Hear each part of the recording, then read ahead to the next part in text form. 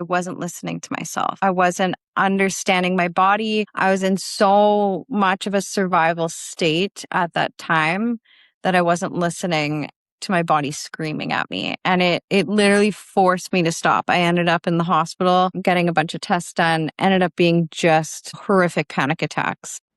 Maybe you've been there too, holding everything together while quietly falling apart. Let's talk about what your body has been trying to tell you.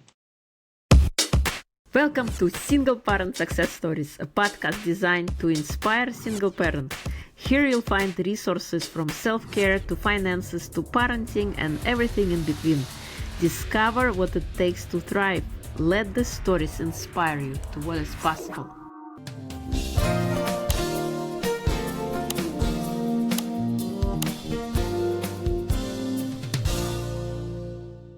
Have you ever reached the end of the day and realized you've been holding your breath the whole time? You're answering emails, packing lunches, solving everyone else's problems. Somewhere along the way, your body starts sending quiet signals, a headache, a racing heart, sleepless nights. You promise yourself you deal with it later, until later becomes the moment your body refuses to carry what your heart has been holding. Maybe the problem was never that you weren't strong enough. Maybe you're simply been surviving for too long. Today we are exploring how to recognize those signals before burnout takes over. Hi Hailey, welcome. Thank you so much for joining me today. Your work helping overwhelmed, high-achieving people regulate their nervous system and reconnect with themselves is something so many parents need right now.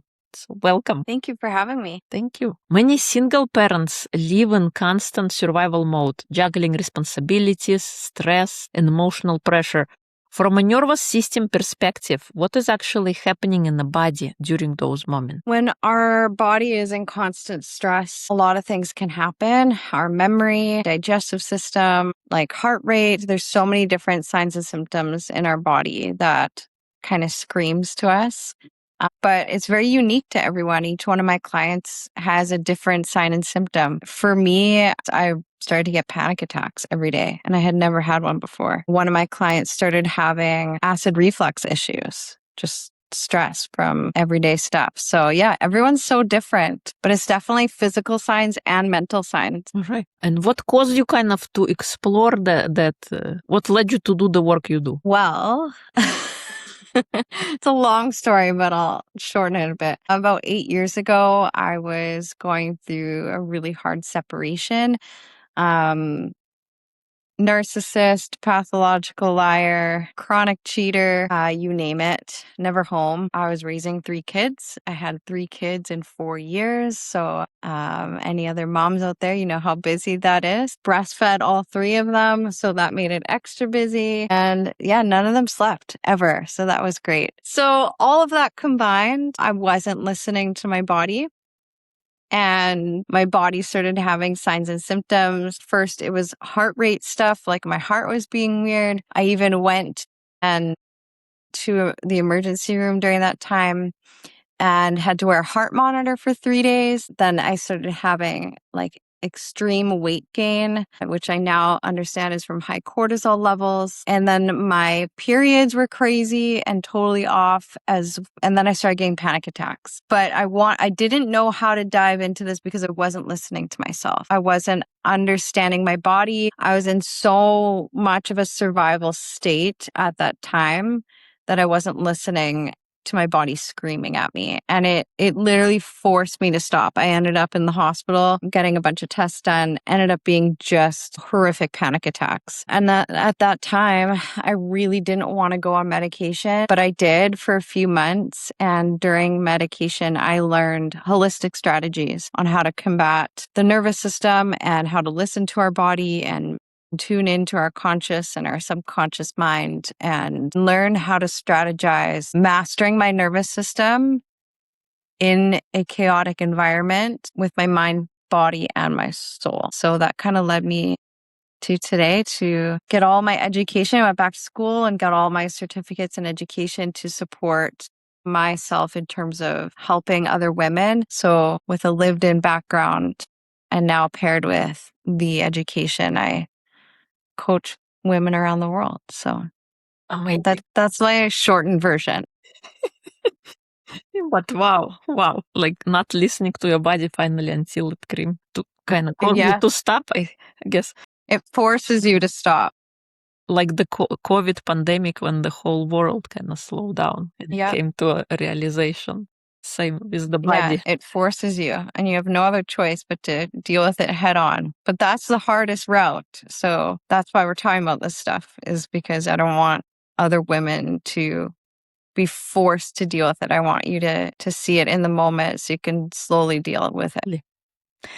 You blend nervous system regulation with intuitive or psychic insight. How do these two approaches work together to help someone move from anxiety and overwhelm to clarity and self-trust? And that's like one of my biggest questions I get asked, because it's mixing like the unknown world with the scientific medical world. My whole family's from England.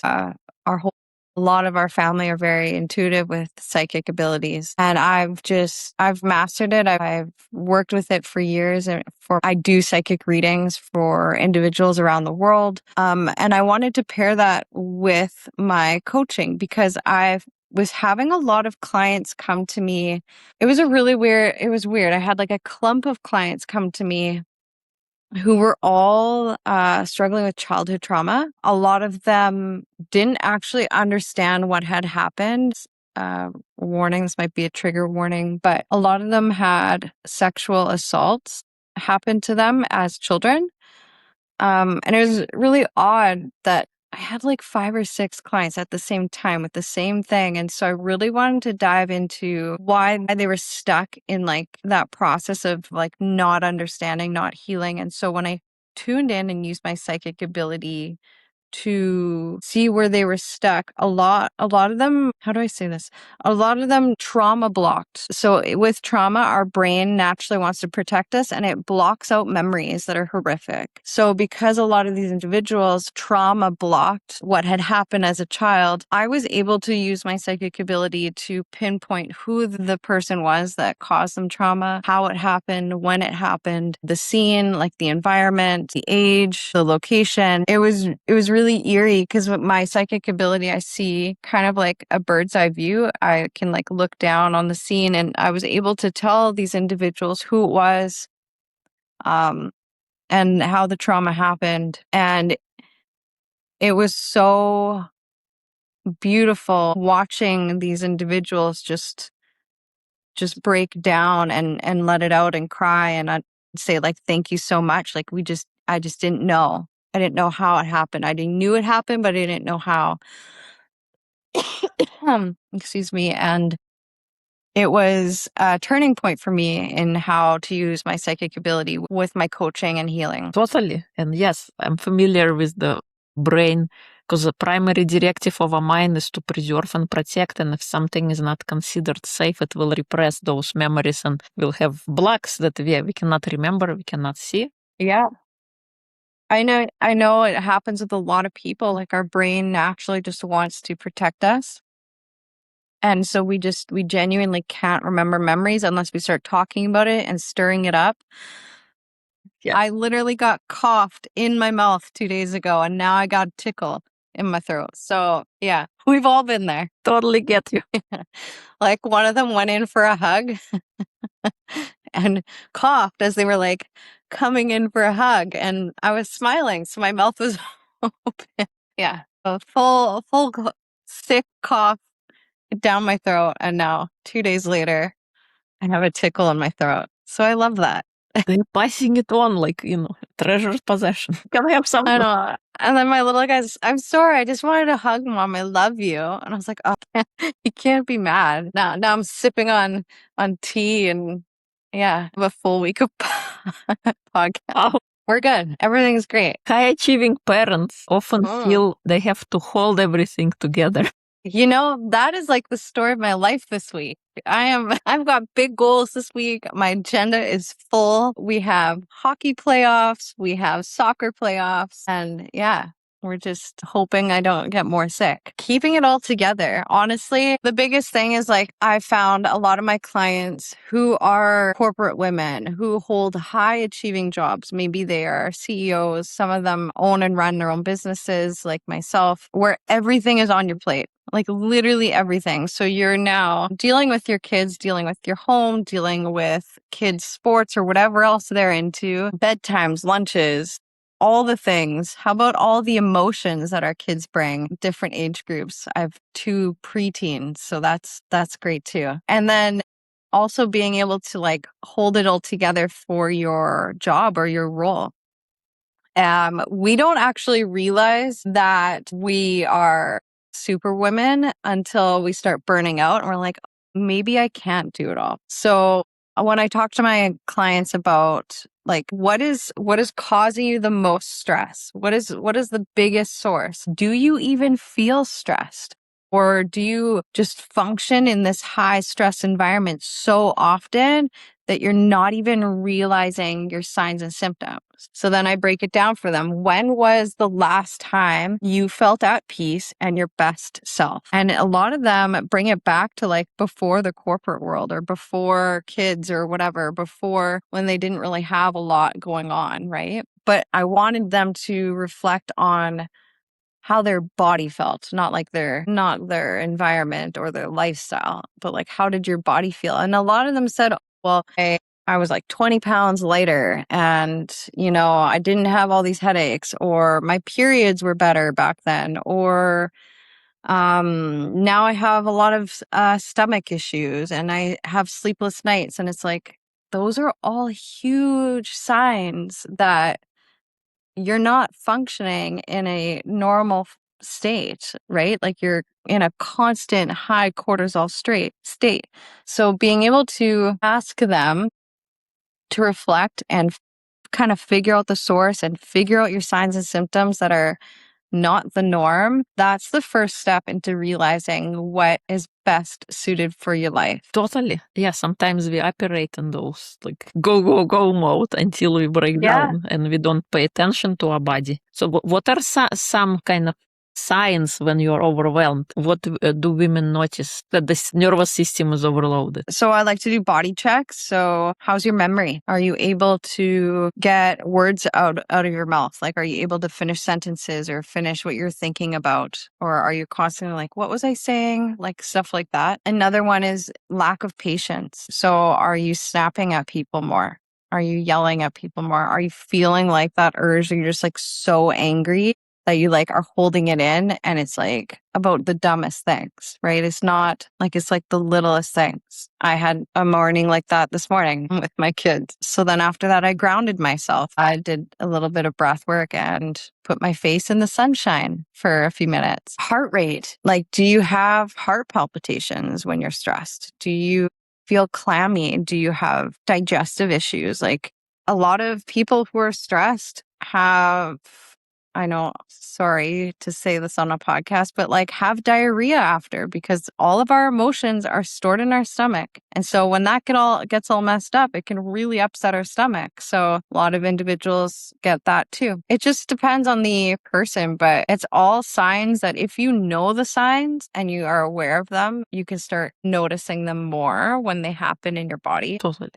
Yeah. So again, paying attention to your body and listening to what signals it's sending and not sweeping them under the rug. Yeah. It's the biggest thing, because then if you don't listen, they get louder and louder. People develop chronic issues, chronic diseases, like chronic health problems. So it's important. Yeah. For single parent who feels triggered or emotionally reactive with their children, what is one simple nervous system regulation practice they can use in the moment to reset? I'll give you an example of my morning. Okay. So I have been a 24/7 single parent for almost 4 years now. And so everything's on me. And I know there's a lot out there of women who are dealing with the same thing. So my morning this morning, all 3 of my kids were running late. My one kid was staring at his phone, which I hate. So now we're taking the phone away for the mornings for the rest of the week. My other one changed her outfit like 3 times. The other one didn't want her lunch, didn't want to eat breakfast, was miserable. It was just like one thing after another. We were late. So I'm like, I yelled at them and I was like, get your butts out the door. And they all stop. And they're like, why'd you yell at us? And I was like, I have asked nicely probably 20 times for the last 30 minutes. And now you notice when I raise my tone, you're mad at me. So I had to take a moment. I took a moment and I just closed my eyes, took some deep breaths, and I went and sat in the car and waited. And what I normally do, I know it sounds kind of weird, but if you can't actually do the tools and tips that are grounding, like meditation or breath work or journaling or whatever, I like to hum. And I like to hum a song that I know all the words to because it actively forces your brain to think about those lyrics and that song instead of allowing your brain to scatter and get more frustrated. So yeah, I went and sat in my car this morning with my face in the sunshine and I hummed a song. And then my kids got in and everything was great. But humming, I know it sounds weird, but humming is so calming to our body. It allows our brain to stop thinking about absolutely anything else because it has to concentrate on the way the song goes and also the lyrics. Yeah. Which is fascinating because anyone can hum. And if you think about it, it's a lot of people hum to their children at nighttime. It's a self-soothing thing, but it also makes our brain focus on the present moment, shutting down the rest of the stuff that is going to cause your nervous system to skyrocket. Totally. Yeah, because you're focusing your brain so it doesn't go into those great places when you are present and you're here and you have a given kind of an attention signal on what to focus on, and it actually resets your system. Like you said, it's so soothing and calming. So I love it. Yeah, it's so simple. So I want to see a lot of people humming. I'm telling everybody this. I think the world would be better if people just hummed all the time. If today's conversation is bringing up something you've been carrying for a long time, I want you to know you don't have to navigate it alone. My book, The Gift Inside, was written for people rebuilding after life's hardest seasons, whether that's divorce, burnout, grief, or simply losing yourself while taking care of everyone else. It's a gentle reminder that even in our most painful experiences, there can be unexpected growth, healing, and hope. You can find The Gift Inside wherever books are sold or visit my website using the links in the description.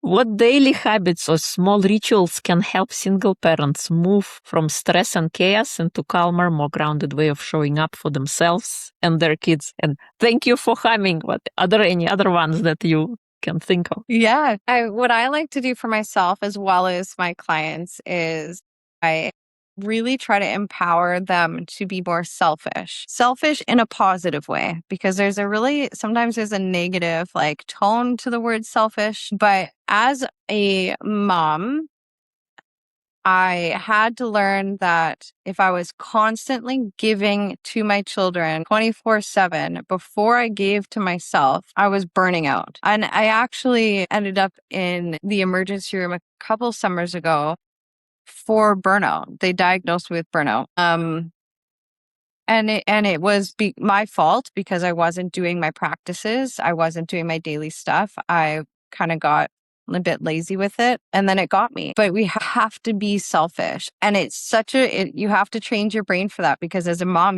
it's so nature to put others first. But if we don't give to ourselves first every day, then we can't be our best self for others. And I know a lot of the moms that I work with, that's their biggest thing is well, I have no time for me. But you have to be selfish and make time for you. For me, it's my workouts. I have to do my workouts. And I tell my kids, if mom doesn't do her workout, then I'm going to be grumpy. So give me this space, just like I give you your space. And now that they're older, they understand. But when they were little, they did the workouts with me. I just gave them little tasks to do. But I had to learn that the hard way. We have to be putting ourselves first, doing the things that fill our cup so that we can give to others. And that's That's a really hard thing to do as a mom. But if you don't do it, you will burn out or you are burning out and you're just like running on fumes. Totally get you. Yeah, we cannot give what we don't have. We gotta overflow ourselves before we can be anything for others. We gotta be somebody for you. A lemon cannot produce orange juice. It can only produce lemon juice. So we gotta. I like that. It's so true. Fill our own cup. I love that. What is your superpower if you had to pick one? Can it be my psychic gift? It's yours. I didn't know this about myself, but someone pointed it out to me the other day. One of my clients actually, and they said, you have a gift to see the best in people even when they hurt you. And that kind of stuck with me, I guess, this past week. And I don't know, maybe that's a blessing and a curse. But yeah, I've always tried to. I read a book. I'm going to take it back. I read it and it was called Love Lens. Like, or the book wasn't called Love Lens, but what I took away from the book was Love Lens and having that love lens all the time on individuals. So if somebody's being absolutely miserable and just so awful, and you take a step back and you look at them through a love lens and you say to yourself, I wonder what has caused them to be that like miserable and sad and grumpy and hate. Like because you're not born that way. It's environment induced. And so if you take a step back and instead of saying like, wow, that person's really an a-hole, and you start saying, I wonder what caused that person to be like that, it really puts a different perspective on it. I think my superpower is trying to see everyone through a love lens. I love it. Yeah, because usually people who, I guess, scream out the worst means they are suffering there. And they're asking for help. And when we see that through the love lens, we get to see it differently, not in a reactionary mode, but from a different perspective with different set of eyes. Yeah, and I try to use that with my kids too. I mean, kids can be, I call them little savages. They're like cute little savages. They just do their own thing. And it's hilarious. And I just tried to like watch and observe them through like a love lens, and just it changes your perspective. You don't actually get as mad at your kids when you do it like that. It's quite funny. Yes. Speaking of kids, what do you think is the most important trait to instill in a child? Empowerment. If you can give your child the power within themselves to speak their voice, at boundaries, and empower themselves to be like hold their own as their own little human that they're developing into, and having the privilege of being able to speak about themselves and speak about their boundaries and what they like and dislike. And because you look at a lot of adults nowadays who are struggling with regulation, struggling with having a voice, struggling with boundaries, like a lot of toxic relationships come down to the fact that they don't know how to regulate their emotions. They don't have proper boundaries. They can't communicate and they can't like voice their needs. And so if you can empower your child to hold their own so that they can have the courage to be that regulated person with a voice and boundaries, and then you know that they're going to grow up to be amazing adults. Totally. Yes. Empowerment is very important. And when shown in a younger age, you can make a life much easier to handle as you get older. Yeah, it really can. Because a lot of my clients, boundaries and not being able to have a voice are huge, huge things that come up. Is there any book you read that kind of inspired your journey, or you wish more people knew about it, that you can recommend? I like to read Rebecca Campbell. I like to read more spiritual books, but Rebecca Campbell is a big one. She's really good with just understanding the mind and the body. I'm not sure if anyone's read Rebecca Campbell, but she's one of my favorites. So thank you. It's been a pleasure to have you. Is there anything I haven't asked that you would like to share? No. If anyone's listening out there and does want some holistic like regulation tools and tips and tricks, on my website I have a little thing that you can fill out and you can reach out to me personally. I do offer a free 10-minute call to see how I can support you and give you different tips and tricks. And then I do offer obviously psychic readings or one-time sessions in terms of how I can support you in your situation.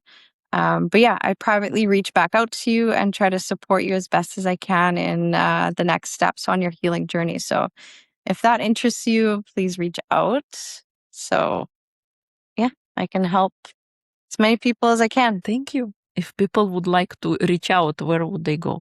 So my website, which is www.hailey-coleman.com. Awesome. Thank you. Thank you for the important work that you are doing and how Thank you you. were able to overcome it yourself, and now you're helping others. That's the biggest thing, but we all have to have a bit of darkness in order to see the light. We definitely have to hit rock bottom, and we have to have our why. Why are we making our lives better? Totally. Thank you. Thank you so much. Thank you. Thank you for joining us for another episode of Single Parent Success Stories. If today's conversation encouraged you, please share it with another parent who may need this reminder today. And if you'd like to support the podcast, subscribing, leaving a review, or sharing this episode help us reach more families navigating difficult seasons. Until next time, remember, taking care of yourself isn't taking away from your children. It's one of the greatest gifts you can give them.